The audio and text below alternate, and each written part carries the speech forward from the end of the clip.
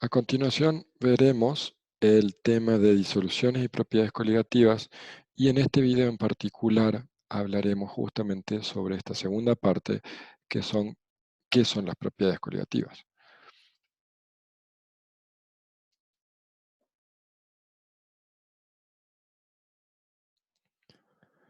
Entonces, primero tenemos que entender eso. ¿Qué son estas propiedades coligativas? Y podemos verlo en lugares muy particulares, como por ejemplo cuando seguramente más de uno habrá ido y habrá conocido lugares donde nieva, y en estos puntos nosotros podemos ver que pasan camiones y tiran sal al costado de la carretera o de la calle. ¿Esto por qué lo hacen? Si se fijan, imagínense que es un lugar donde nieva mucho y definitivamente tienen que hacer algo para que se derrita esa nieve. Y lo que hacen es justamente tiran sal, particularmente cloruro de calcio. ¿Por qué tirarían sal al costado de la carretera? Lo que hace este efecto es que genera una disminución del punto de congelación del hielo, es decir, del solvente, por lo tanto, de esta manera se derrite. Puede ser que esto no lo hayan visto nunca, pero seguramente más de uno habrá hecho fideos en su casa. Aquí nuevamente, si se fijan, tenemos un sólido, que en este caso son los fideos, que los metemos en la olla y podemos ver que ya no alcanza el punto de ebullición tan fácilmente. Esto es porque ocurre otra propiedad coligativa, que es el aumento del punto de ebullición. Y esto es lo que vamos a explicar a continuación. Entonces, tenemos que entender primero qué son estas propiedades. Antes que nada, tenemos que clasificarlas. Por un lado están las propiedades constitutivas. Estas van a depender de la naturaleza de las partículas disueltas, como por ejemplo la viscosidad, la densidad, la conductividad eléctrica. Es decir, que cada sustancia va a tener su densidad particular, su viscosidad particular. Ahora bien, las propiedades coligativas no dependen de esta sustancia, sino que va a depender del número de partículas. Entonces, estas van a ser independientes de la naturaleza del soluto y solamente se van a cumplir cuando tenemos soluciones diluidas, es decir, de aproximadamente 0,2 molar. ¿Cuáles son estas propiedades coligativas? Hay 4 propiedades coligativas. Una de ellas es la disminución de la presión de vapor, la segunda es la elevación del punto de ebullición, la tercera es la disminución del punto de congelación y la cuarta es la presión osmótica. Entonces, vamos a ver las 4 propiedades, pero en este video solamente nos vamos a basar en la primera, en la disminución de la presión de vapor. Entonces, ¿qué entendemos por esto? Tenemos que tener en cuenta que en una disolución donde hay un soluto no volátil, la presión de vapor de la disolución siempre va a ser menor que la presión de vapor del disolvente puro. ¿Qué quiero decir con un soluto no volátil? Cuando tengo un soluto en donde la presión de vapor es baja, es decir, no se volatiliza fácilmente, como por ejemplo los fideos que vimos al comienzo. Entonces, tenemos dos casos. Uno, donde tenemos un disolvente puro, por ejemplo, agua. Por otro lado, tenemos un disolvente con un soluto, por ejemplo, agua salada. ¿Qué es lo que tenemos que tener en cuenta? En el caso de la izquierda, donde el disolvente es puro, la presión del disolvente va a ser pura. Ese redondito significa que es la presión pura. ¿Y qué me está diciendo esto? Que yo puedo dejar un vaso con agua hoy y vengo mañana y seguramente algo se va a evaporar por la presión de vapor que tiene. Ahora bien, ¿qué pasa si yo tengo esa misma cantidad de agua, pero le agregué un poco de sal en la noche? Ahora bien, cuando vuelvo en la mañana, lo que voy a observar es que no se evaporó tanto como en el caso anterior. Disminuye la presión de vapor. Y voy a tener una presión de vapor nueva, que le voy a llamar P de solvente. Entonces, por un lado voy a tener la presión de vapor del solvente puro, con el redondito, y por otro lado la presión de vapor del solvente. Como dijimos, la presión de vapor del solvente puro, que va a pasar en cuestión de presión, va a ser mayor que la del disolvente con el soluto. Entonces, vamos a ponerlo arriba a la presión de vapor, ¿sí? a la presión de vapor del solvente puro y obviamente va a ser un valor más bajo la presión del solvente. Si nosotros hacemos la diferencia entre uno y otro, nos va a dar el delta P, que normalmente eso es lo que nosotros vamos a querer calcular en este tipo de ejercicios, ese delta P, la diferencia entre la presión del solvente puro y la del solvente. Entonces, ahora tenemos que entender, si se fijan, ahí está la fórmula, delta P igual a presión de solvente puro menos presión de solvente. Entonces, tenemos que entender cuál es la ley de Raoult. La ley de Raoult nos dice que la presión parcial del disolvente en una disolución P de solvente, ¿sí?, va a estar dada por la presión de vapor del disolvente puro y multiplicada por la fracción molar del disolvente en la disolución. Entonces, tenemos que entender que la presión del disolvente va a ser igual a la fracción molar del disolvente por la presión del disolvente puro. ¿Qué quiere decir con esta fórmula? Si yo tuviera solamente disolvente, la X del disolvente sería 1, porque todo sería disolvente. En este caso, si yo multiplico 1 por la presión del disolvente puro, me va a dar la misma presión de vapor del disolvente puro. Pero ¿qué pasa? A este solvente yo le agrego un soluto. Entonces ya la proporción de disolvente baja, la fracción molar baja. Por lo tanto, voy a tener una nueva presión de vapor, P de solvente, que va a ser más chica que la presión de solvente puro. Ahora bien, nosotros sabemos que si llegamos a tener solamente un soluto, va a cumplirse esta fórmula, en donde 1 va a ser igual a la fracción del solvente más la fracción del soluto. Eso va a dar el 100%. Entonces, si se fijan, podemos usar esta ecuación para meterla ahí adentro. Entonces, podemos decir que X de solvente va a ser igual a 1 menos X de soluto. Y eso lo meto ahí. Si se fijan, ahí está la flecha y voy a sustituir. Entonces, ahora en esta nueva expresión me va a quedar que la presión del disolvente va a ser igual a 1 menos X de soluto, que viene de la fórmula anterior, por la presión del solvente puro. Ahora hago simplemente una distributiva en donde rearreglo y me va a quedar esta fórmula. Esta fórmula no es muy difícil de entenderla si nos fijamos del lado izquierdo. Ahora tenemos P de solvente puro menos P de solvente. Si recordamos de la diapositiva anterior, podemos decir que esto es el delta P, que es la disminución de la presión de vapor que nosotros queremos calcular. Y ahí está la fórmula. Delta P va a ser igual a presión de solvente puro menos presión de solvente. Ahora bien, pongo ese valor de delta P en la fórmula anterior y me va a quedar que el delta P va a ser igual a fracción de soluto por la presión de solvente puro. Por ahora es un poquito complicado entenderlo, pero va a quedar un poco más claro cuando hagamos los ejercicios. Entonces, los pasos que tenemos que seguir son muy sencillos. Primero les voy a explicar una técnica y luego les voy a explicar una técnica aún más simplificada, pero simplemente para ir entendiendo los pasos. La primera es, calculamos los moles, ¿sí? De alguna manera tenemos que calcular tanto los moles de soluto como los moles de solvente. Ahora bien, ya teniendo los moles de ambos, podemos calcular la fracción molar del disolvente, que simplemente es los moles de solvente sobre los moles totales. Una vez que tenemos la fracción del disolvente, calculamos la presión del disolvente. Si nos fijamos y recordamos en la diapositiva anterior, decíamos que la presión del disolvente era igual a la fracción del disolvente por la presión del disolvente puro. Y por último, y ahí es cuando podemos calcular ya el delta P, que es lo que nosotros estamos interesados, que va a ser la presión del solvente puro menos la presión del solvente. Son esos 4 pasos que vamos a calcular, pero primero vamos a ver los ejercicios que tenemos que hacer. Son 2 ejercicios que tenemos que resolver. El primero nos dice, calcula la presión de vapor de una disolución preparada al disolver 82.4 gramos de urea en 212 mililitros de agua a 35 grados centígrados.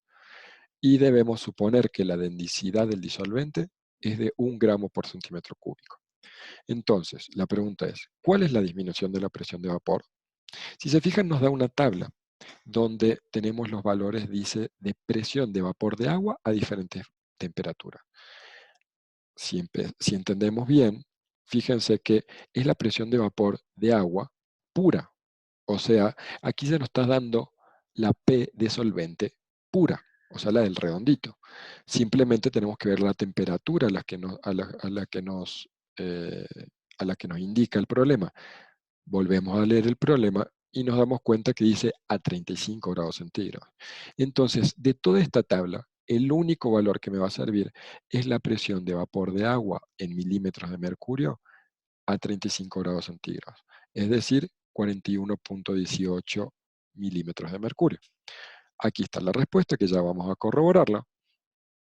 Y luego tenemos que debemos calcular la presión de vapor de una disolución preparada al disolver 245 gramos de glucosa en 570 mililitros de agua a 45 grados centígrados. Tenemos que suponer que la densidad del disolvente es 1 gramo por centímetro cúbico y nuevamente tenemos que calcular el delta P, en este caso en atmósferas. ¿Sí? Entonces hay que hacer una conversión de milímetro de mercurio a atmósfera. Nuevamente tenemos la tabla, tenemos que checar en este caso la temperatura correspondiente y así vamos a pasar. Pero bueno, voy a pasar a la pizarra, donde ahí ya tengo preparado una parte del problema. Aquí en la pizarra, si se fijan, tenemos las fórmulas que vamos a usar de la izquierda, que por ahora nos centremos solamente en las tres de arriba. Ya vamos a entender un poquito mejor la de abajo, cómo se usa. Y si se fijan, está el problema 1 y el problema 2. Primero nos vamos a centrar en el problema 1. El problema 1, ¿qué nos dice? Dice, calcula la presión de vapor de vapor de una disolución preparada al disolver 82,4 gramos de urea, que ahí está la fórmula, en 212 mililitros de agua a 35 grados centígrados. Tenemos que suponer que la densidad del disolvente es 1 gramo por centímetro cúbico y necesitamos saber el delta P.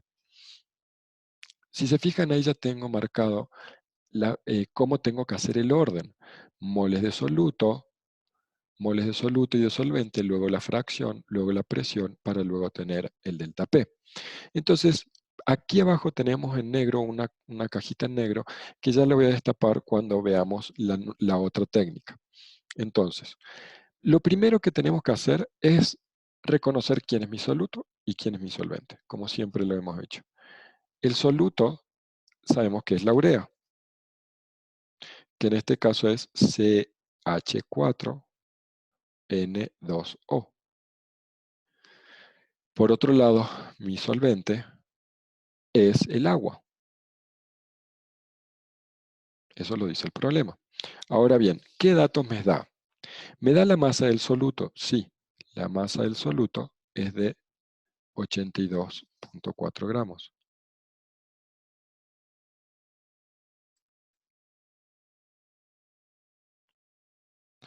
Y por otro lado, me da el volumen del solvente,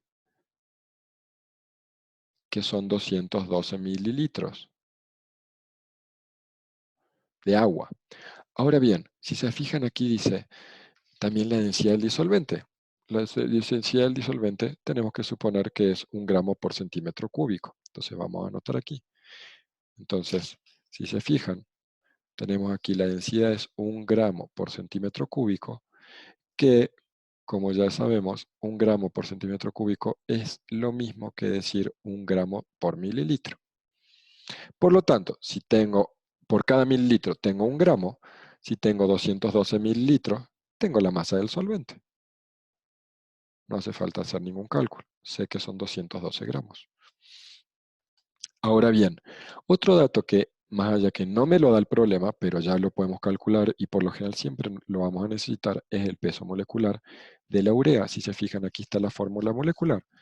Y la fórmula, el peso molecular me dice que es 60,06. Eso lo calculan con la tabla periódica.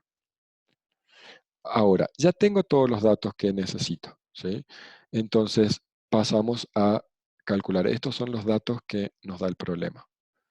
Pasamos a calcular. Dijimos que hay dos formas de calcularlo. Voy a empezar con la primera. La primera, si se fijan, me pide los moles de soluto y los moles de solvente. Entonces, ¿qué tengo que hacer? Por un lado, voy a tener que calcular los moles de urea.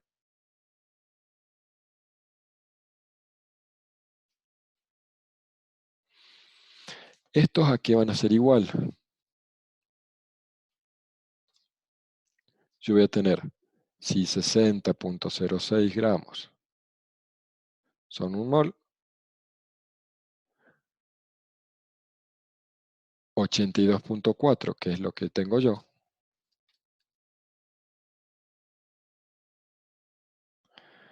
vamos a tener 1.37 moles de urea.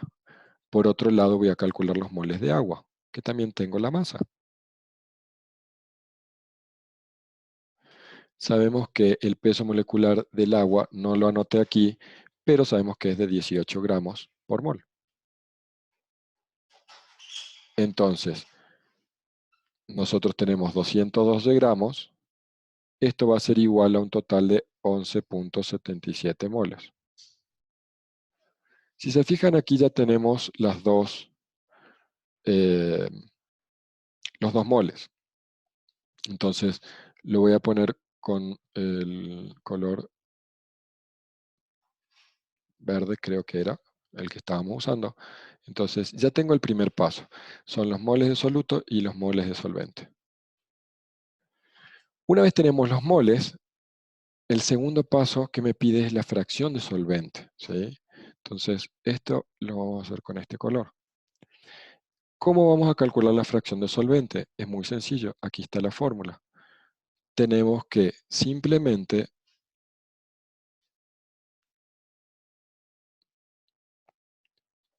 poner que la fracción, le voy a poner aquí abajo, la fracción del disolvente va a ser igual a ¿qué? A los moles de solvente sobre los moles totales. ¿Quiénes son los moles totales? Los moles de soluto más solvente. Es decir, arriba voy a tener 11.77 moles y abajo voy a tener 1.37 mol más 11.77 mol. Esto me da igual a 0.896. Aquí, esto recordemos cómo funciona la fracción molar. Este es un valor que va de 0 a 1. Es algo así como el porcentaje. ¿Esto qué quiere decir? Que tengo sería, si hablo en porcentaje, tengo un 89.6% que corresponde a solvente. Pero recordemos que lo hacemos a 1, ¿ok? Por eso. Si se fijan, es muy sencillo calcular la fracción de soluto. Todavía no nos sirve, pero más adelante lo vamos a calcular. Es simplemente 1 menos X de solvente. Entonces, lo vamos a poner aquí, esa fórmula, la vamos a poner, que me olvidé de escribirla, la vamos a poner aquí para que no se me pase. Entonces, X de soluto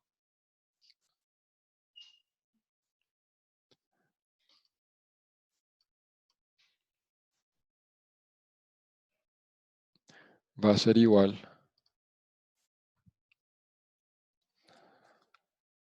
a 1 menos X de solvente.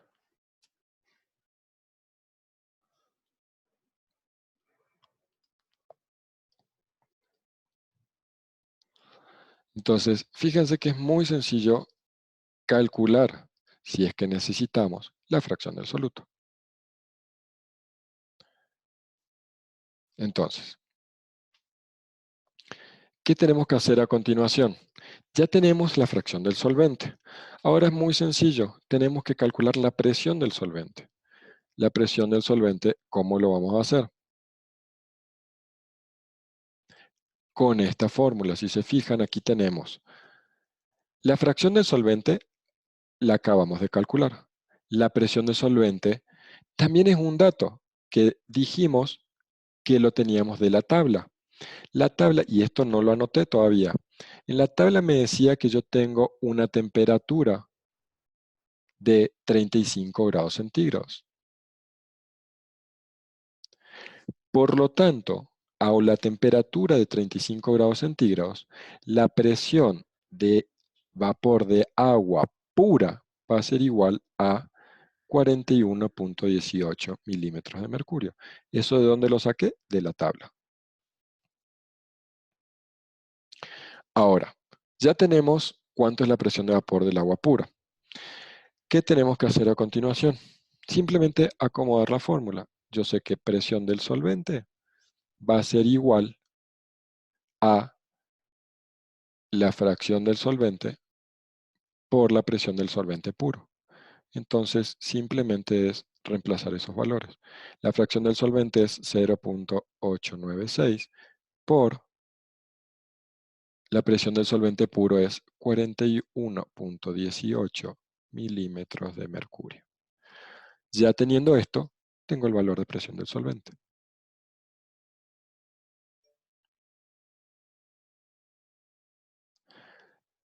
Todavía me falta un solo paso, ¿sí?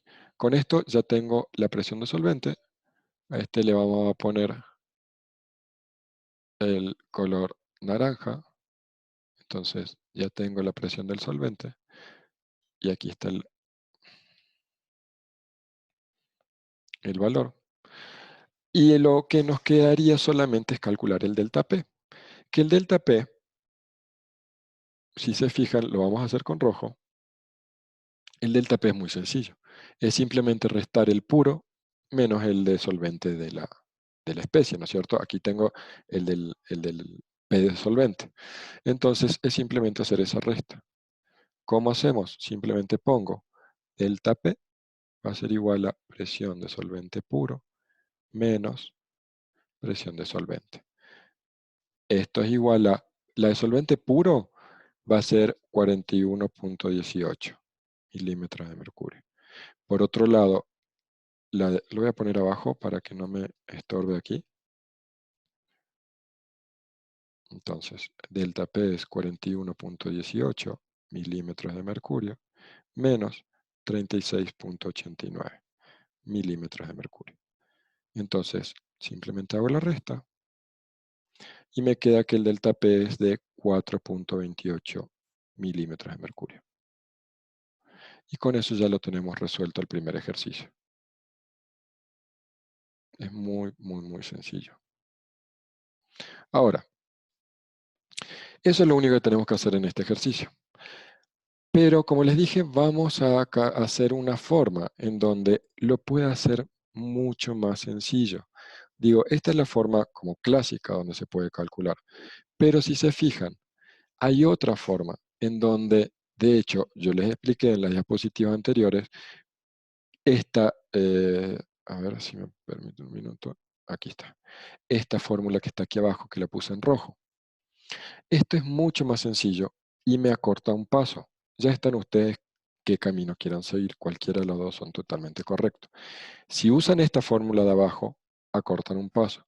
Y aquí es donde voy a eliminar este. Ahí está. Y fíjense que aquí tengo otro camino, en donde si se fijan simplemente acortamos un paso. Si se fijan aquí, primero partimos de los moles de soluto y de solvente. Ya lo tenemos, eso no hay que calcular. Pero en el segundo paso, calculamos, en vez de la fracción de disolvente, vamos a calcular la fracción de soluto. Ese es un pequeño cambio. Con esto nos va a dar directo. Fíjense, aquí, de hecho, podemos hacer de dos formas. Para calcular la fracción de soluto tenemos de dos. Una es hacer que la fracción de soluto es igual a los moles de soluto sobre los moles totales, tal cual hicimos aquí, pero el solvente, aquí iría el valor de 1.37 sobre el total de esto. Pero como ya tenemos esto, podemos usar esta otra fórmula. Entonces nosotros podemos ir, digo, si no hacemos esto, vamos a tener que hacer a fuerza esto. Entonces, ¿qué voy a tener que calcular? X de soluto va a ser igual a 1 menos X de solvente. Esto va a ser igual a 0.104. Si se fijan, esto más esto me da 1. Entonces, aquí ya tengo la fracción del soluto. Fíjense qué rápido que vamos a calcular de esta manera. Voy a hacer líneas para que no nos mareemos, que entendamos que esta es otra forma. O sea, ya calculamos, ya terminamos el ejercicio, pero simplemente lo que estamos haciendo es otra forma de calcular, ¿ok? Es exactamente lo mismo, pero es otra forma. Entonces, esta parte que está en azul, la estamos haciendo con esta nueva técnica que está aquí abajo. Lo voy a hacer con este para que no quede tan coloreado. Ahí está. Entonces, ya tengo la fracción de molar de soluto. ¿Qué me queda calcular? Me queda calcular solamente el delta P. Muy sencillo. El delta P, pero ahora, fíjense que ahora sí lo voy a poner con otro color, por una razón muy sencilla. Porque este delta P, más allá que es el mismo valor, no es la misma fórmula. Y lo voy a pintar aquí. El delta P rojo, el de arriba, es esta fórmula. El delta P morado es esta fórmula, que es la que vamos a usar ahora. Entonces, ahora la que vamos a usar es justamente la de abajo.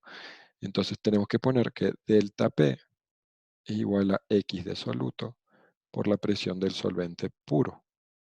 Ahora bien, delta P entonces va a ser igual a 0.104 por 41.18 milímetros de mercurio, lo que da un valor de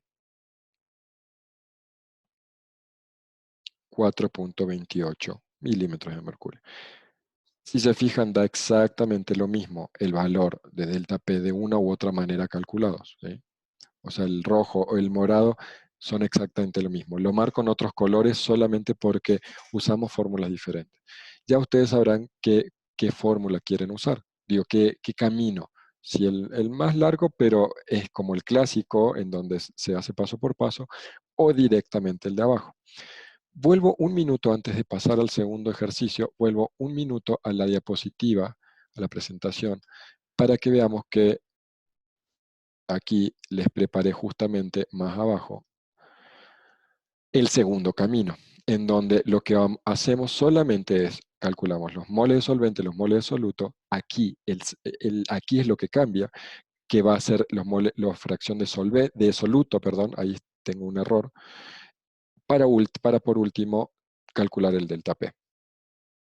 Entonces, ahora sí vamos a pasar a la pizarra para hacer el segundo ejercicio y ya con esto terminamos. Entonces,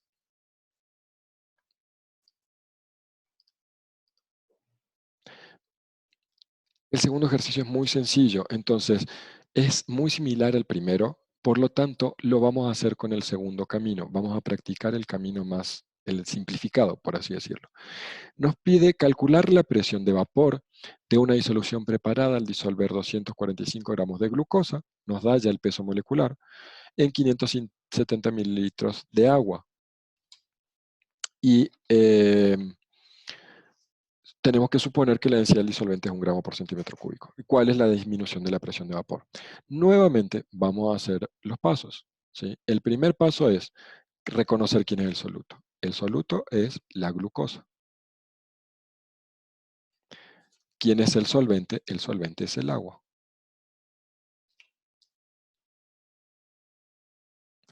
Ahora bien, ¿tenemos la masa de la glucosa? Sí la tenemos. La masa, voy a poner masa de soluto directamente, es igual a 245.3 gramos. Ahora bien, si se fijan, tenemos el volumen, ¿sí? Volumen es igual a 570 mililitros. Pero como sabemos que la densidad es 1, porque nos dice el problema, entonces ya tenemos la masa del solvente, que va a ser igual a 570 gramos. ¿Qué otra cosa tenemos? Tenemos el peso molecular del soluto, que es igual a 180 gramos por mol. Y otra cosa que ahora ya reconocemos, fíjense que tenemos la temperatura. La temperatura dice 45 grados centígrados. Voy a volver un minuto para ver en la diapositiva. Y si se fijan, se puede observar que A 45 grados centígrados tenemos una presión de vapor de agua pura de 71.88 milímetros de mercurio. Entonces, vuelvo de nuevo a la pizarra. Ya tenemos todos esos datos, voy a anotar la temperatura, que es 45 grados centígrados, y la presión de vapor de agua pura va a ser igual a 71.88 milímetros de mercurio. Ahora bien, como dijimos, vamos a hacerlo directamente con el camino simplificado. Ya ustedes sabrán cuál quieren elegir, pero vamos a hacerlo. Estos son todos los datos que nos da el problema. Siempre yo anoto arriba, anoto todos los datos del problema, y eso me ordena mucho la cabeza. Entonces, ¿qué tenemos que hacer? El primer paso en cualquiera de los dos caminos, tenemos que calcular los moles de soluto y de solvente. Como tenemos las masas, aquí es muy sencillo. Entonces, nuevamente, tenemos que los moles de glucosa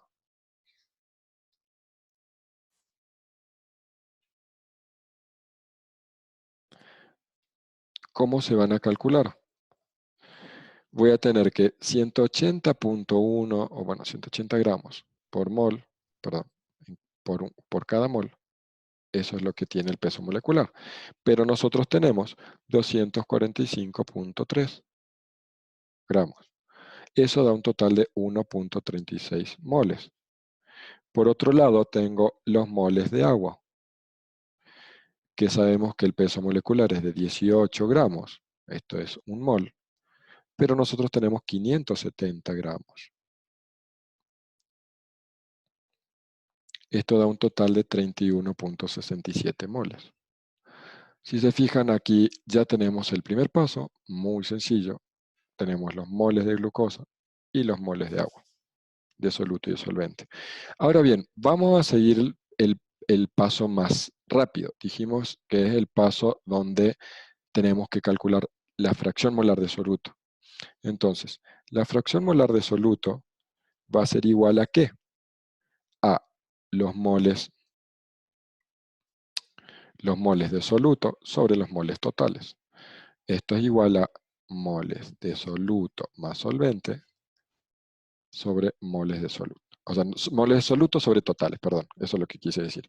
Entonces, esto va a ser igual a